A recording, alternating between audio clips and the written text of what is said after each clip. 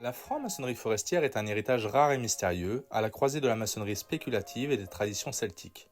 Dès le XVIIIe siècle, des rites païens inspirés du druidisme apparaissent dans les loges, notamment un rite forestier en 1747.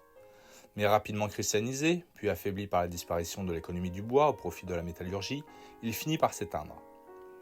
Pourtant, ces traces ont perduré dans les symboles maçonniques eux-mêmes. La légende d'Hiram ou l'étoile flamboyante montrent des parallèles frappants avec les traditions celtiques. Comme si les métiers du bois avaient transmis discrètement la sagesse des anciens druides au cœur même de la maçonnerie. Au XXe siècle, ce patrimoine enfoui est redécouvert, sous l'impulsion du grand druide de Bretagne, Gwen Clan le Squazec, et d'un groupe de chercheurs maçons.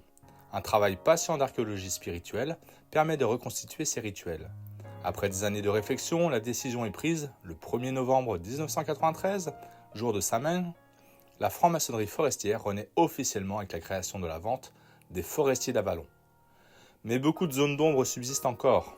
Certains rituels ont disparu, d'autres ont été volontairement effacés, et il reste sans doute des fragments enfouis dans des archives oubliées ou transmis par des traditions orales méconnues. Explorer la franc-maçonnerie forestière, c'est donc entrer dans une forêt symbolique. Chaque arbre peut cacher une vérité ancienne, chaque clairière dévoiler une part de sagesse. À chacun de choisir, rester au bord du chemin ou s'aventurer plus loin dans les bois.